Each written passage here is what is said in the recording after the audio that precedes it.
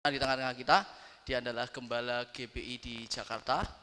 Pada malam hari ini dia akan sharing tentang konsep pekerjaan ala Patriots dan mungkin akan disinggung soal akhir zaman, saudara. Ya, let's welcome Pak Aruna. Ya.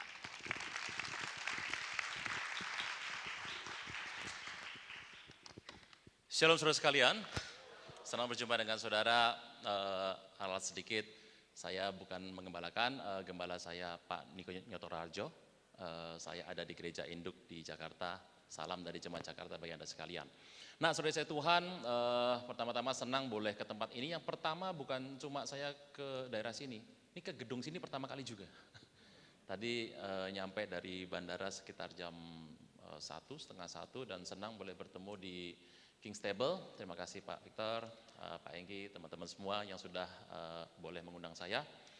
Bapak Ibu, nama saya Aruna Wirjolukito. Lihat nama Wirjolukito sudah pasti orang sorga lahir Jawa. Ya tahu?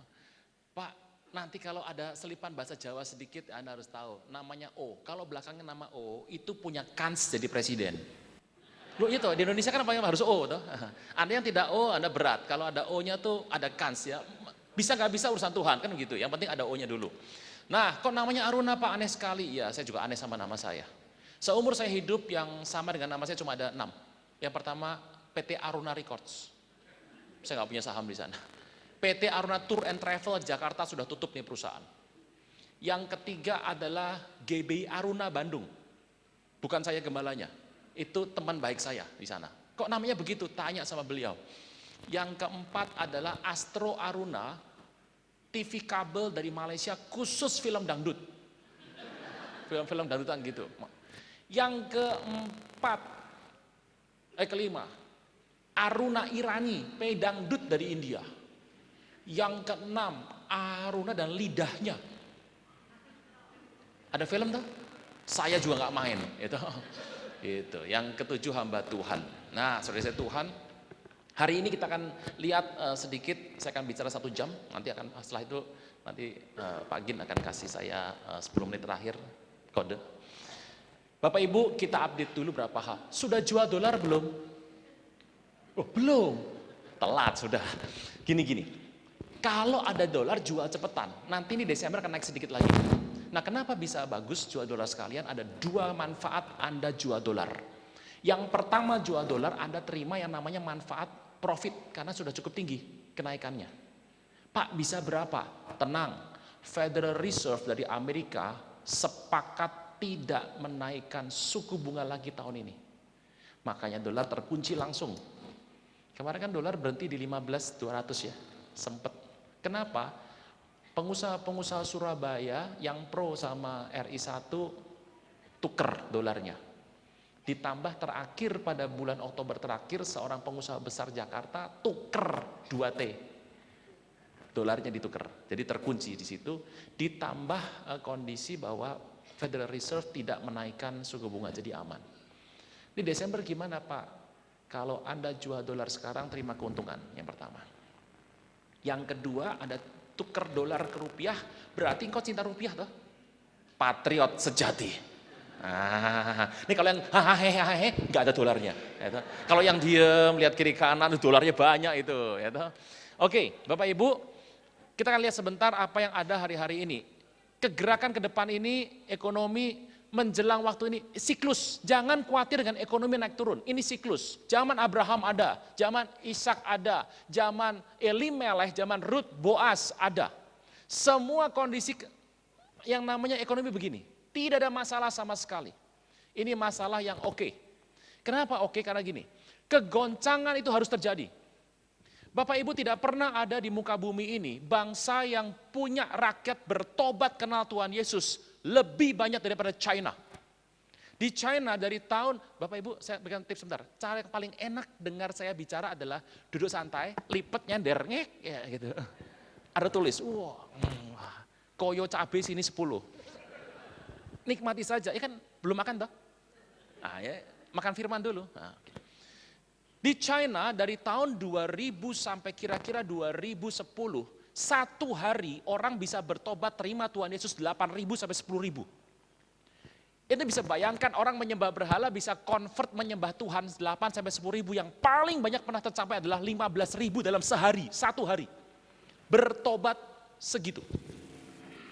Pak, bagaimana Indonesia? Indonesia dari tahun 2000 sampai tahun 2005, pertobatan pernah terjadi satu hari bertobat di Indonesia adalah 2.500 sampai 3.000. Luar biasa sekali. Bagaimana dengan tahun-tahun sekarang, Pak? Di Jakarta ada sebuah institusi bernama Bilangan Research Center, BRC. Ini khusus untuk meriset statistik gereja-gereja di kota besar. Jakarta, Semarang, Bandung, Surabaya, Palangkaraya, Samarinda, Medan, Palembang, Makassar, semua di research. Dan hasilnya mengejutkan sekali untuk tahun 2015 sampai 2017. Hasilnya adalah ternyata 44% pertumbuhan gereja Kristen, bukan Kristen, bukan Kristen, Kristen. Di Indonesia kota besar 44% adalah karena perpindahan jemaat. Hasil pertobatan cuma 0,9% dan hasil penginjilan cuma 2,1%. Jadi Kristen ini pertambahan karena penginjilan dan pertobatan cuma 3% dibandingkan dengan dana penginjilan yang jumlahnya mungkin 15-20% tiap gereja. Apa yang kita mau bicara sebetulnya? Orang Kristen lebih suka menginjil dengan cara yang unik. Sekarang sudah nggak door to door tuh. Mau terima Yesus, plok gitu kan, nggak enak.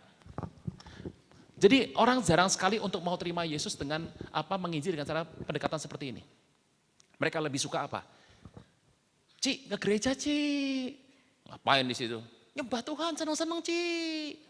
Emang enak? Coba dulu Ci. Dia berharap dengan bawa orang ke gereja, nanti pendetanya yang nginjili atau Roh Kudus yang menginjili. Kok diam semua? Nah iya tuh. Jarang yang ketok-ketok rumah orang ngomong tuh jarang. Nah, tidak pernah ada, di China itu gereja dua macam. Pertama adalah gereja yang ada di atas tanah, kedua di bawah tanah. Atas tanah itu gereja yang tidak banyak jemaatnya. Yang pertama kenapa? Karena itu diatur oleh pemerintah. Semua khotbah pendeta wajib diberikan kepada pemerintah, diaudit dulu. So yang gereja di China di atas tidak pernah ada yang namanya nge-flow. Tidak boleh. Gak ada lagi khotbah, tutup semua. Hadirat Tuhan turun, kita bangkit berdiri, ada kesembuhan. Gak ada, gak boleh. Harus sesuai dengan aturan auditnya. Kedua, tidak boleh ngundang pendeta luar negeri. Ketiga, tidak boleh mengajar Roh Kudus, nyebut Roh Kudus, pendetanya masuk bui. Dan ingat, di China masuk bui, nggak bisa keluar. Di Indonesia, Sabtu Minggu keluar. Dulu, sekarang tidak, kan gitu. Anda pendiam sekali seperti orang yang, iki sopo, terus yang ngomong iki sopo, itu, kelambi biru kabeh sopo, toki. Jangan ngerasani saya pakai bahasa Jawa. Saya bisa nulis Jawa Bapak Ibu. Bener, ini nggak bohong beneran. Saudara saya Tuhan, yang menarik sekali adalah di China gereja terbesar ada di bawah tanah. Ruangannya mungkin seperdelapan ruangan ini bisa diisi 300 orang. Empet-empetan. Kalau nyembah, Bapak Ibu saya sudah baca firman belum? Berarti pelayanan belum dimulai. Ngobrol dulu. Itu begitu terjadi yang namanya polisi grebek dalam 7 sampai 12 menit.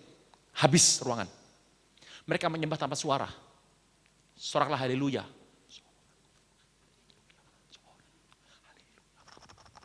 Gak pernah ada suara.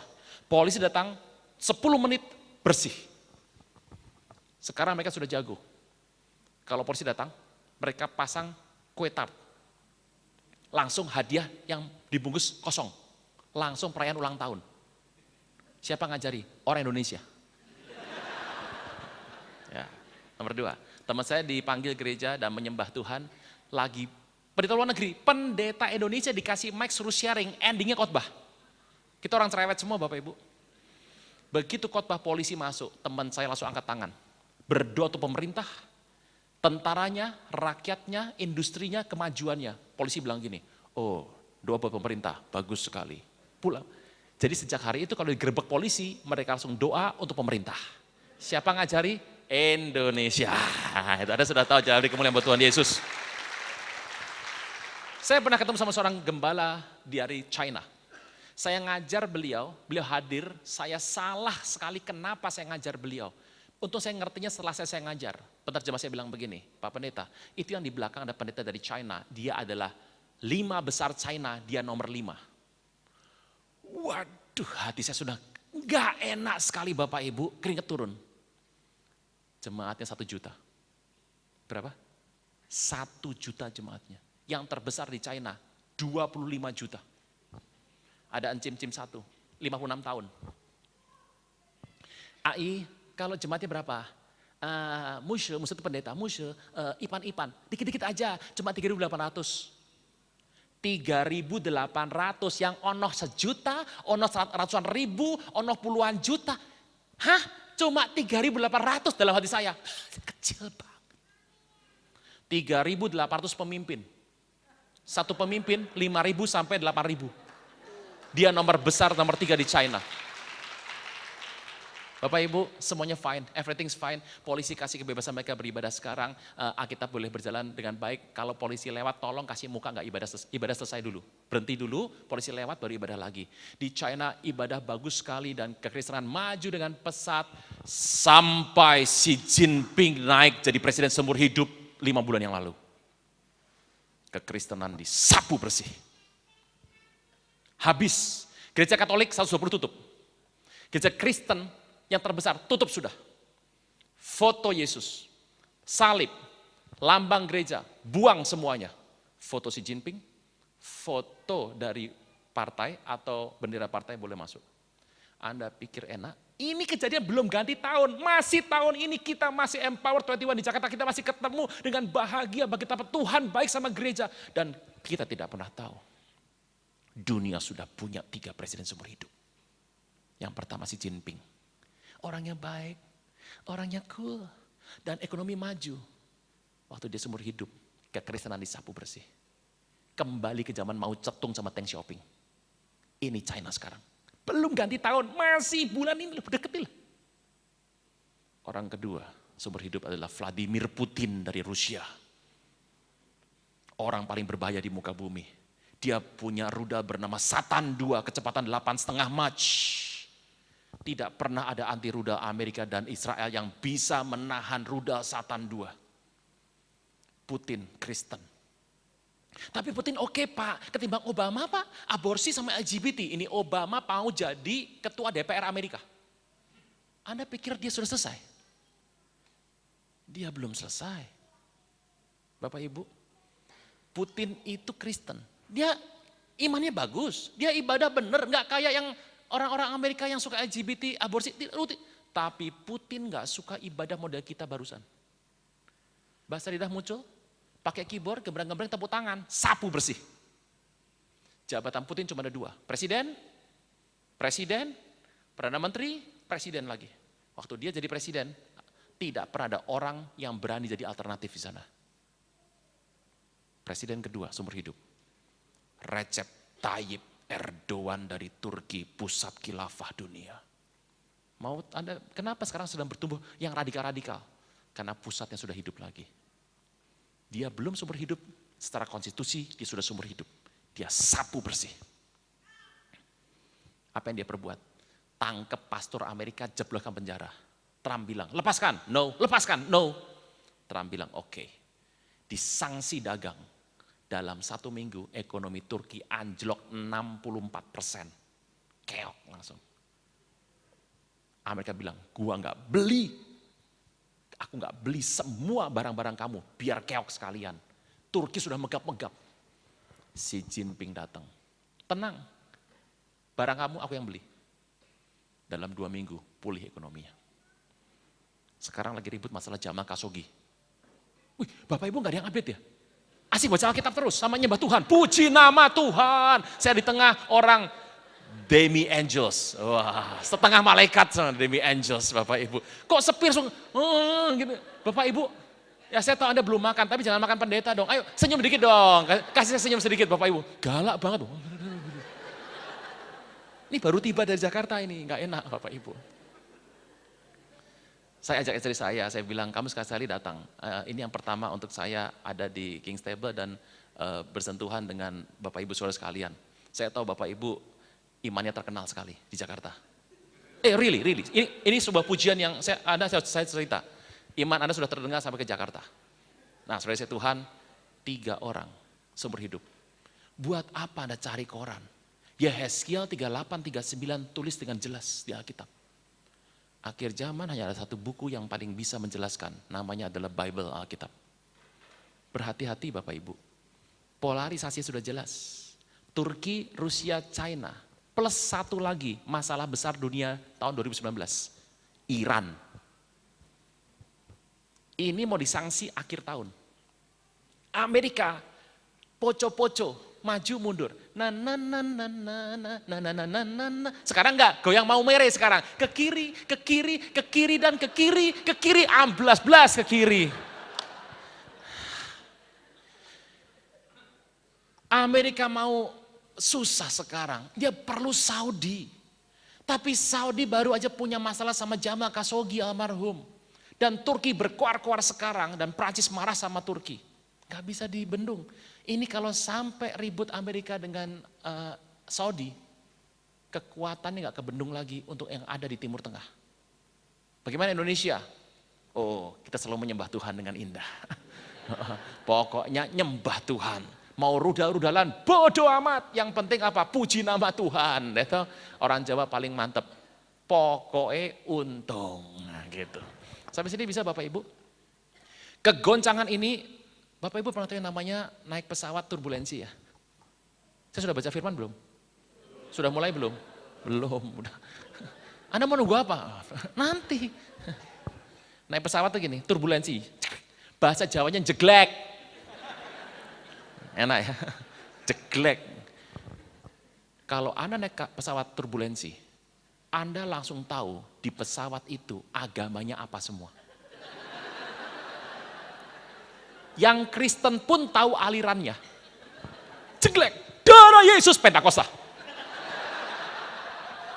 Yesus, Protestan. Horana Moseke, GBI. JKI juga ikut. Ya Pak, ya.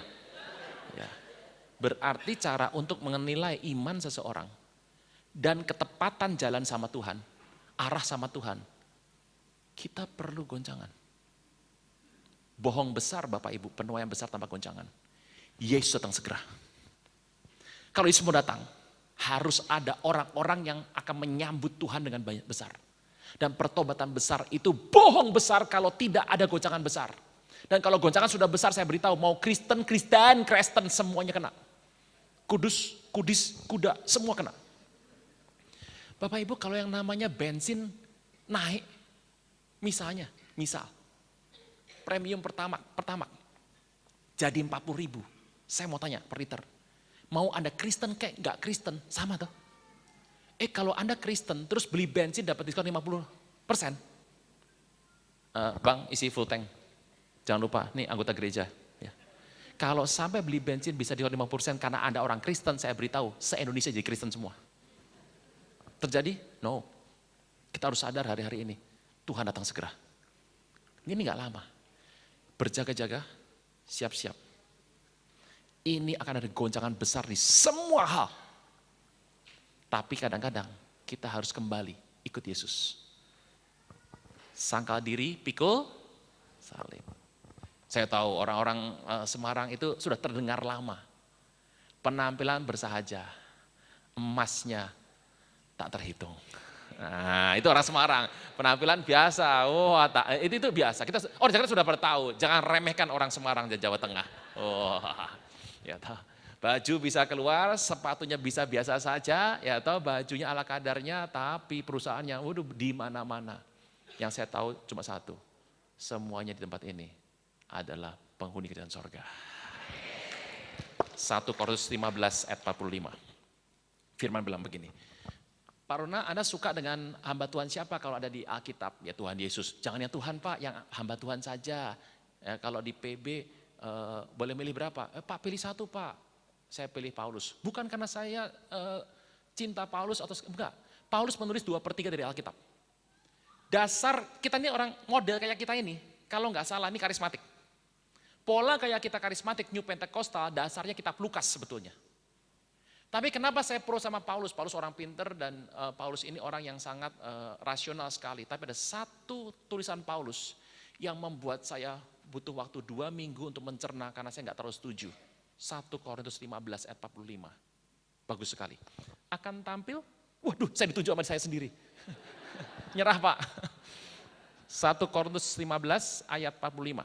Bapak Ibu nggak usah dibuka Alkitabnya, laga-laga buka ketemu juga enggak. Ini lo ada ini lo, lah buka-buka apa toh ya, bawa buka-buka. Save your battery, simpen aja itu. Ketemu durung lah kue, durung lah, pada durung lah, iki lo. Baca kitab di rumah, bukan di pertemuan gereja. 2 tulis, tertulis 2-3. Seperti ada tertulis, manusia pertama Adam menjadi, tetapi ini aneh gak masuk akal. Bagaimana mungkin Yesus dikenal sebagai Adam kedua? Seharusnya Adam adalah Kristus yang pertama. Tapi Alkitab berkata Adam yang terakhir, yang kedua siapa itu? Tuhan Yesus. Menjadi roh yang gini-gini. Bung Karno almarhum seorang proklamator, narator yang hebat sekali. Dia seorang pembawa narasi, dia penggerak massa, dia pembangkit dan dia adalah seorang motor yang luar biasa sekali. Dia hebat, semua orang bilang dia hebat luar biasa. Oke, kita setuju dia orang besar. Kalau zaman sekarang ada anak muda yang pintar pidato, pintar narasi dan penggerakan massa, kita bilang gini, wah iki bocah iki mirip Pak Karno ya. Apa arti mirip Pak Karno? Berarti Pak Karno lebih hebat, benar gak? Anak ini mengacu pada Bung Karno, berarti Bung Karno lebih hebat dong. Kalau Yesus dikenal sebagai Adam yang kedua, harusnya Adam pertama lebih hebat dong. Ini yang saya nggak ngerti di Alkitab. Kenapa Tuhan mau dijadikan sebagai Adam yang kedua? Bagi saya harusnya Adam adalah Kristus yang pertama. Tapi terakhir saya baru mengerti. Adam yang pertama yang luar biasa itu sudah gagal. Perlu Adam yang kedua untuk menyempurnakannya. Semua hamba Tuhan di muka bumi itu dapat resep untuk mengelola muka bumi. Bapak Ibu tolong dengar. Bumi bukan punya kita pada awalnya. Tuhan yang menciptakan. So cara ngelola muka bumi tidak bisa dengan cara university. Tadi Pak Gin tanya sama saya, Pak backgroundnya apa? Saya tuh hanya pengen dikenal sebagai satu saja, Aruna Wirjologito. Saya sering tanya, Pak bawahnya kasih nama Pak, apa? Hamba Tuhan yang apa Pak? Hanya ada satu kalimat yang saya paling senang di bawah nama saya, nggak pernah ditulis sampai hari ini. Aruna Wirjologito, garis, hamba Tuhan yang kudus. Pak kurang menjual Pak. Bodoh amat kan gitu. Saudara Tuhan, tangkap ini baik-baik. Kadang-kadang kita ngelola sebuah kehidupan kita untuk kerja atau manage profesi itu based dari orang tua kita, dari lingkungan kita, dari kampus kita, dari universitas kita. No. Semua hamba Tuhan di Alkitab diberikan oleh Tuhan sebuah kemampuan untuk ngelola. Daud punya, Salomo punya, Gideon punya, Abraham, Ishak, Yakub, Moshe, Harun, itu Nuh, dia punya cara untuk ngelola dari Tuhan. Makanya lihat hamba-hamba Tuhan. Orangnya beda-beda, pendidikannya beda-beda, tapi satu hal, keberhasilannya sama. Ishak punya kehebatan luar biasa sekali. Dia membuka sumur di Timur Tengah, bukan di Semarang. Semarang itu enggak nyari air aja, datang kiriman air. Semarang kali ne banjir. Terus kan? Ojo Sumelang yang orang dipikir. Halo, ada orang Semarang bukan? Ini lagu apa tuh? Bapak Ibu, Ishak buka sumur dimanapun dia jalan air keluar loh. Anda bisa bayangkan, ini Timur Tengah ini bukan Bogor, saya tinggal daerah Bogor. Saya ngebor 3 meter keluar air Bapak Ibu, Bogor airnya bagus sekali. Ini Timur Tengah, dia buka sumur dimanapun keluar air.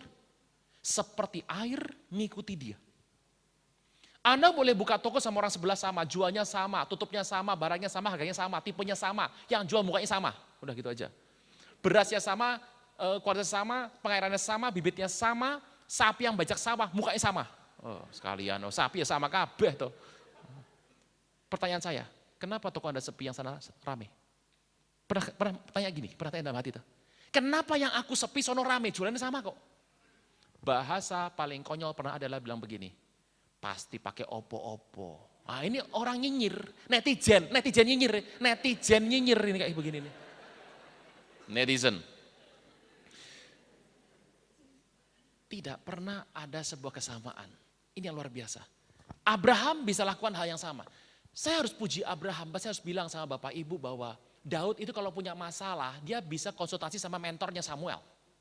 Kalau dia punya masalah, dia bisa cari teman baiknya Jonathan. Kalau yang namanya Abraham punya masalah, ingat Abraham punya istri 3. Don't try this at home. Nih ibu-ibu bilang gini, oh jongono loh, jongono. Yakub dia punya anak 12. Ishak, dia anak kesayangan mama. Yang namanya Moshe, dia punya Harun jadi kakak, dia punya Miriam sebagai kakak tertuanya. Kalau dia punya masalah, dia bisa konsultasi. Hanya ada satu orang di muka bumi ini yang terima konsep dari Tuhan untuk diterapkan di muka bumi. Dan kalau dia punya masalah, dia nggak pernah bisa untuk konsultasi. Adam. Mek konsultasi besok opo. Sampai kerah, nggak bisa. Ingat Hawa belum ada. Adam itu mendapatkan anugerah daripada Tuhan, kalau dia nggak jelas dia kembali sama Tuhan. Satu-satunya manusia di muka bumi yang kalau dia punya masalah tidak bisa cari manusia, harus kembali pada Tuhan. Adam orang paling beruntung di muka bumi, gak pernah punya mertua. Curhat, oh, enak aja. Oh, Anda belum tahu mertua saya sayang sama saya. Tadi sebelum pergi dibikinin bakmi dulu, biar sehat kalau ke Semarang. Gitu. Dia belum tahu bakmi Semarang lebih enak lagi. Tapi saya makan juga, kenapa? Anaknya hadir. Satu, Adam. Adam, orang yang selalu kembali sama Tuhan. Satu-satunya orang yang iblis gak pernah berani ketemu. Anda sebut di Alkitab kalau ada. Cuma Adam. Ada? Iblis ketemu sama Adam? Iblis cuma berani ketemu sama Hawa. Dan Hawa salah, maka namanya Hawa nafsu. Gak ada Adam nafsu, gara-gara Hawa nafsu. Hawa nafsu duniawi ya kan itu.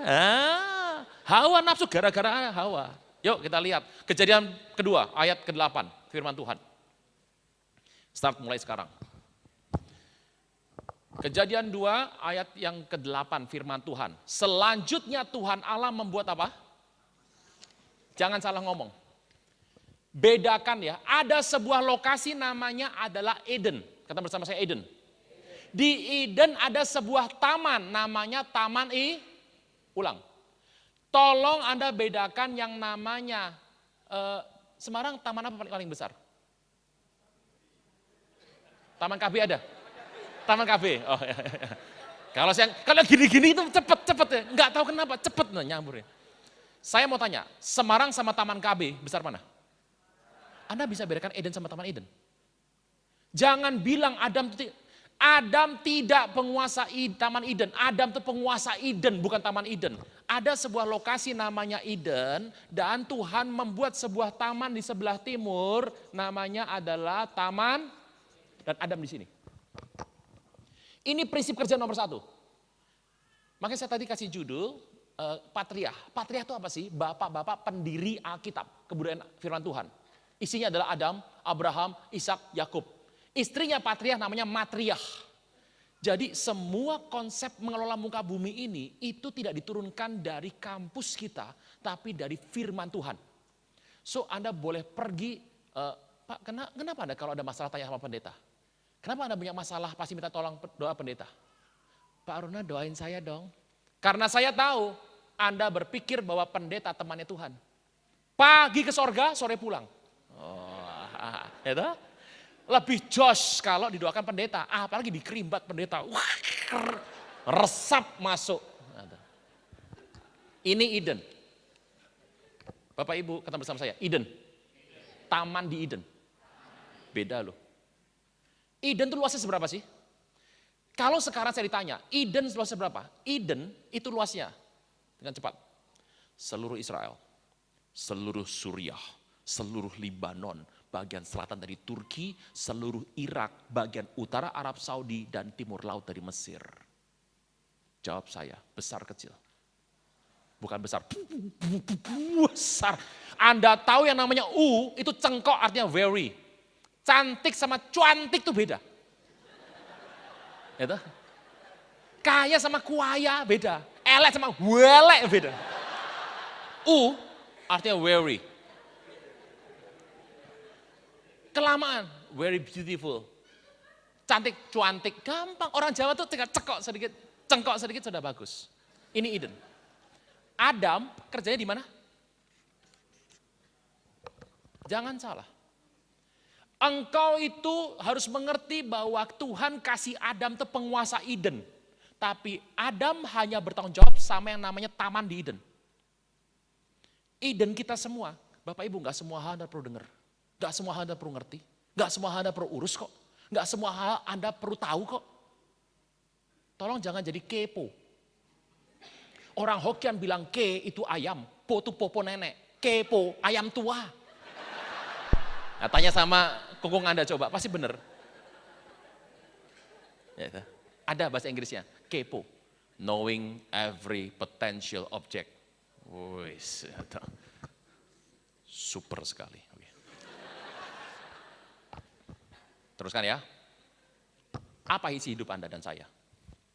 Kakak, adik, orang tua, ipar, nyinyir, di kantor bos pelit, pedit, cuma melintir kumis tok, itu olahraga kepelitek, roh jiwa tubuh sakit jiwa, tetangga gak beres, ke gereja telat, diomelin orang, punya mobil sudah rusak mau diganti, les apa yang cocok ya dalam hidup ini? Wah, suami saya kabur sama kalong mewek, Pak. Terus saya mau tanya, masalah hidup banyak gak? Nih. Termasuk netizen nyinyir, di sini ada nih. Rebutan viewer sama follower. Naksir bintang K-pop, sini orang aneh itu. Muka Jawa naksir orang K-pop. Bapak jangan menghina. Oh bisa. Anda perlu anugerah Tuhan. Adam punya masalah segini besar, yang diurus cuma satu. Orang tuh harus fokus Bapak Ibu. Semua mau diurus, saya beritahu. Adam gak pernah ngurus begituan. Dia itu penguasa Eden. Tapi kerjanya cuma di taman di Eden. Adam ketemu Tuhan sehari 2 kali. Pagi dan sore. Bapak tahu dari mana Bapak hadir? Kejadian 3:8 harus kita baca. Kejadian 3:8. Kejadian 3:8 firman Tuhan. Adam ketemu Tuhan sehari 2 kali. 2:3. Yang pada waktu cukup. Sejuk tuh sore sama pagi toh. Ya. Tuhan selalu ke taman itu pagi sama sore. Tuhan berjalan di taman itu setiap hari sejuk. Berarti Tuhan mampir terus gak? Tidak pernah mampir terus, tidak. Adam tuh kerja di sini. Jangan remehkan Adam. Orang yang paling sakti di muka bumi sebelum Tuhan Yesus adalah Adam. Adam bukan manusia. Ini tempat pertemuan Tuhan sama Adam. Namanya Hebron. Makanya saya selalu sarankan Anda kalau pergi ke Israel. Aduh Bapak Ibu kalau ke Israel jangan belanja. Bapak Ibu tuh barang-barang online juga banyak. Cari tempat kayak Hebron. Biar apa Pak? Nimba urapan Pak. Kalau mau doa di sini. Di sana lihat-lihat situs. Nih penting itu. Jauh nih. Mantep. Adam tuh sakti mandraguna. Dia kalau macul, punya staff, karyawan, asisten? Gak punya. Dia kalau macul begini. Cek! Three swordsmen. Letohua. Andy Lau tuh. Nggak nonton juga. Lagi nonton apa?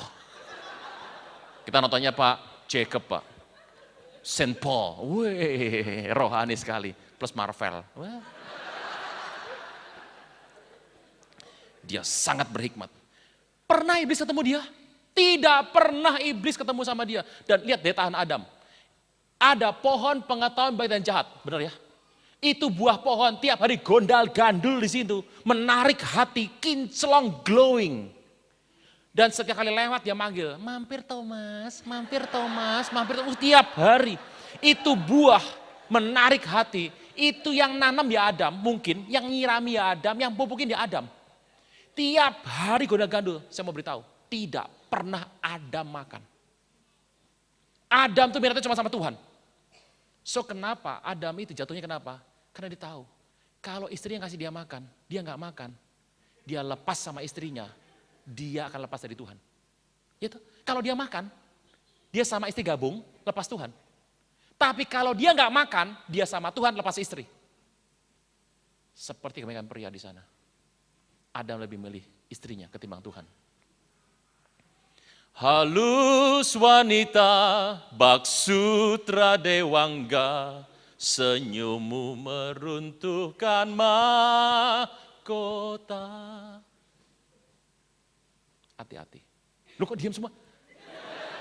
Pas gini-gini. Kok kayak tangannya ke aku ya Pak? Makanya saya tuh gak suka. Tadi ada gambar saya lagi gini tuh saya gak seneng. Kayak aku ditembak sendiri itu loh. Dodo, hati-hati. Apa yang terjadi berikutnya tuh? Sampai sini bisa? Oke. Renungkan ini sebentar. Bapak Ibu, apa yang saya ngomong ini sebenarnya cocok untuk anak-anak SMP kelas 2 sampai umur 25 tahun yang sedang mencari usaha apa sih yang cocok. Masalah utama kita adalah tiap minggu kita dengar khotbah. Dan Senin sampai Sabtu kita nggak praktek. Hari Minggu nambah khotbah lagi. Numpuk khotbahnya, PR-nya nggak selesai. Renungkan ini sebentar. Kita lihat Kejadian 2 ayat 9. Kalau ada waktu yang baik kita ambil workshop sebentar ya nanti ya. Supaya Anda nggak cuma datang karena dengar seminar tapi workshop. Next. Tuhan Allah menumbuhkan berbagai pohon dari bumi yang menarik dan baik untuk dimakan buahnya. Pohon kehidupan di tengah-tengah taman serta pohon pengetahuan yang baik dan yang jahat. Teruskan 10, 2, 3 sama-sama. Oke, sebentar. Sungai ke Eden atau dari Eden? Jangan sampai salah. Anda harus buka Alkitab, peta Alkitab. Ini Eden, ada sungai dari Eden menuju ke lihat nih. Bukan ke Eden. Sungai itu dari Eden menuju ke taman untuk apa? Tuhan, saya tahu Bapak Ibu kadang-kadang orang tuh kalau cinta sama Tuhan, kadang-kadang bersemangat sekali, kadang-kadang tuh punya masalah dengan lebay. Saya tidak menyalahkan orang lebay, kadang-kadang cinta Tuhan terlalu.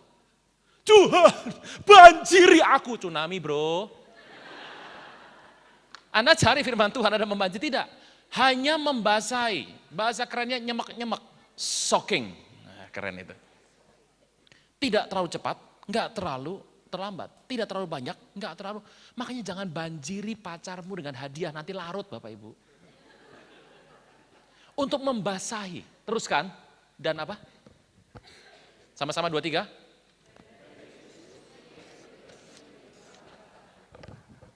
Pola ini ada sebelum Adam ada.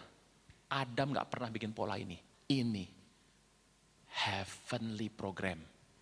Gaya sorga murni. Adam gak buat begini. Alkitab yang bilang. Adam cuma ditempatkan di sini. Terus ada sungai dari Eden. Sampai Eden. Tamannya langsung pecah. Nih. Tes. Tes. Jadi. Bapak Ibu, Adam perwakilan kita. Anda dan saya bukan pemilik sorga. Adam bukan bagian dari ketritunggalan. Kita juga bukan bagian ketritunggalan.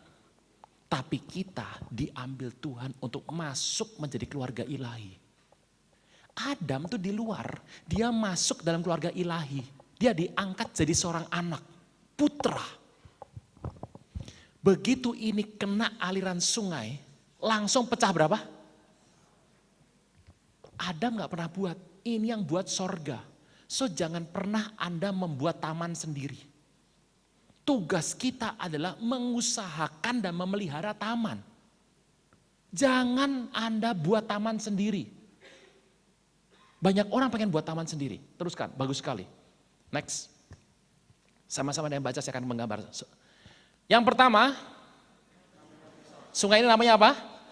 Pison, terus? Alkitab tidak pernah setengah-setengah bicara mengenai duit, money, cian, fulus, atau hepeng.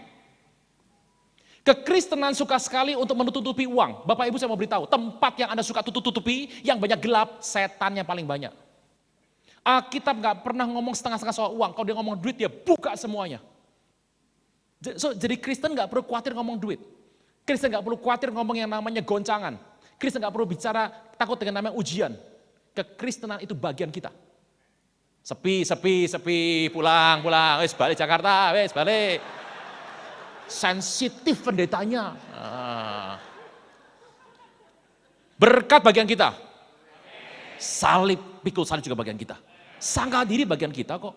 Itu kekristenan. Anda nggak bisa bilang gini, Pak, yang penting berkatnya kepior semriwing Pak. Gemah ripah loh jinawi, tototetam kertora harjo. No. Anda harus balance Bapak Ibu soal begini. Mengelilingi tanah Hawilah tempat apa? Bapak Ibu, Adam nggak pernah cari emas loh. Tapi Adam tiba-tiba terarahkan sendiri, ngeflow. Tadi doanya gimana? Ngeflow tidak. Dia sampai ke tempat emas. Dan emasnya bukan emas sembarangan. Bukan emas Jawa. Teruskan, next. 2, 3. Good gold. Good gold. Emasnya bagus. Dan di sana ada apa? Emas tidak pernah kumpul sama rongsokan. Mau tahu Anda punya teman baik gampang, cari teman gampang. 1, cari teman yang paling dukung Anda susah dia susah, Anda senang dia senang, enggak setianya luar biasa, sakit, Anda kaya miskin dia temani Anda terus. Teman seperti ini emas. Mau tahu berteman gampang, tanya sama temanmu ini, si X ya. X, kamu punya enggak teman yang kamu betul-betul deket yang dukung kamu terus? Ada. Si B, Anda temenan sama B. Tidak semua orang Anda perlu bersekutu Bapak Ibu. Kita harus bergaul sama semua orang. Kita nggak boleh pilih-pilih orang Bapak Ibu. Kita harus bergaul sama semua kalangan, tapi nggak semua orang bersekutu sama kita. Choose your companion with care. You become what they are. Pilih konco sing hati-hati, Nduk. Nanti Anda sama dengan dia. Orang tuh harus milih teman. Emas tuh gak pernah kumpul sama rongsokan. Damar bedolah tuh pearl atau mutiara. Batu krisopas tuh akik bacan. Keren ya.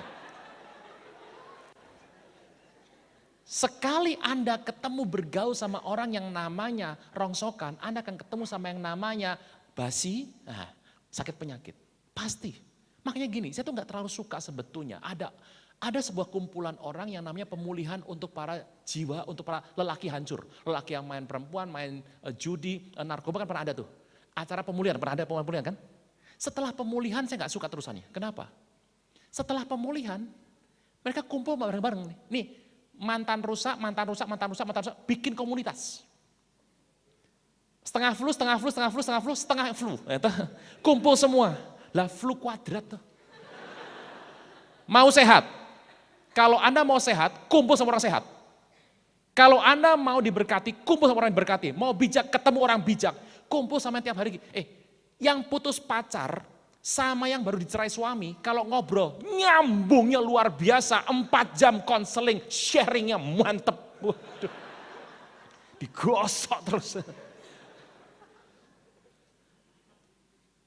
Saya punya rumah tangga bahagia. Dan saya berdoa Tuhan bikin bahagia terus. Kalau ada orang konseling sama saya, kok nggak bahagia? Itu cuma pelayanan saya buat dia. Saya nggak pengen jadi bagian mereka. Tolong bedakan yang namanya Anda punya belas kasihan empati sama Anda terlibat di sana. Saya bisa nerima orang konseling mengenai utang nggak dibayar, Pak, hancur-hancuran Pak, hidup saya ngutang Pak. Saya bisa konseling karena empati saya, tapi saya nggak berminat untuk dekat sama orang kayak begini. Kristen harus fokus. Ya tapi kan kita nih ngeflow Pak. Ning nang ning gong. Susah. Kok sepi? Halo, kok sepi? Ketawa jebret ya. Pison, nomor 2. Next. Kedua ialah Gihon. Apa itu? Yang tanah Kus, tanah Afrika. Afrika dikenal pada zaman dulu, jangan Afrika sekarang. Afrika sekarang isinya cuma penyakit, perang, miskin. Itu Afrika sekarang. Ya Afrika Selatan bisa bagus, tapi kalau yang Afrika mayoritas ya begitulah. Afrika zaman dulu dikenal sebagai benua yang paling kaya flora, paling kaya fauna, paling kaya tambang, bahkan berlian paling bagus adanya di Afrika. Kata bersama saya, Pison, artinya abundance atau melimpah. Gihon, artinya berkemenangan. Kristen kalau menang gini, bukan Anda, saya tender pasti menang Pak. Cilakanya Kristen begini. 10 orang ikut tender, yang 7 Kristen. Senin mau tender, Minggu masing-masing ke gereja, minta doa sama pendeta. Wah, Tuhan bingung, ini siapa sih yang menang ya? Kalau kita menang karena begitu, sombong pasti naik. Ingat tipikal orang menang. Pak, bisa bicara sebentar? Oh, boleh, ada apa ya? Pak. Ada apa Pak? Ngomong aja. Saya minta maaf. Emang Bapak salah apa? Kita gak kenal Pak. 8 tahun yang lalu saya santet Bapak. Tapi gak kena, malah saya yang hancur Pak. Saya minta maaf Pak. Lihat kemenangan Kristen. Anda didongkang gak kena-kena. Anda dijahati gak pernah kena. Even Anda gak pernah tahu siapa musuh Anda. Itu kemenangan Kristen. Kalau Anda tahu, di sana, Superman toh. Sombong gak? Kristen begitu sombong, lepas perisainya.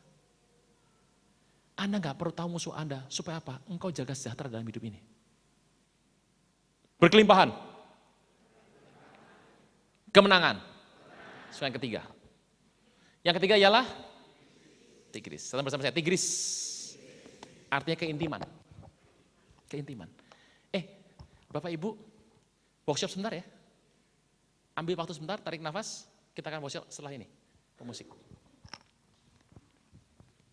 Oke. Oke, boleh mulai. Renungkan sebentar, kita workshop.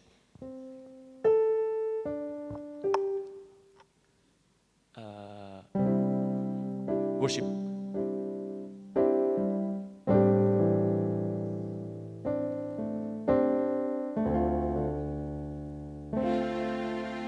Jangan pakai apa ini ya.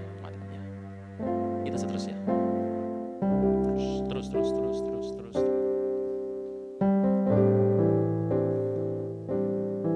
Orang normal waktu mendengar khotbah, pengajaran, lagi baca buku, ngedenger begini, pengennya nutup, langsung nyembah Tuhan. Yang nggak normal begini, bisik, nah itu nggak normal. Nah, sambil ini main terus, coba ya, Anda cari satu peristiwa, cari satu orang yang paling Anda sebel, yang Anda pengen poklek-poklek itu loh. Yang bawa lari duit Anda nggak pulang-pulang. Pokoknya yang mantan yang paling stalking terus, yang paling nyinyir. Anda cari satu orang, satu situasi yang paling bikin Anda marah. Sekarang, bangkitkan marah Anda sekarang. Sambil diguyur yang begini. Saya jamin nggak mungkin bisa.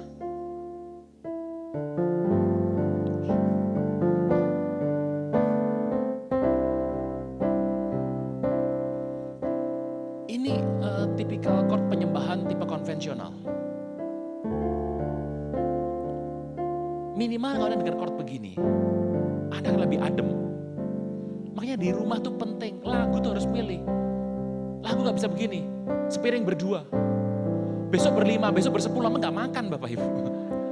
Milih lagu gini, makan sendiri, mandi sendiri, minum sendiri, lama-lama sendirian.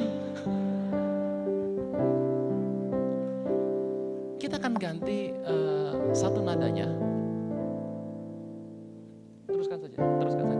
Teruskan saja. Supaya Anda mulai bisa ngerti bahwa yang salah bukan orang itu.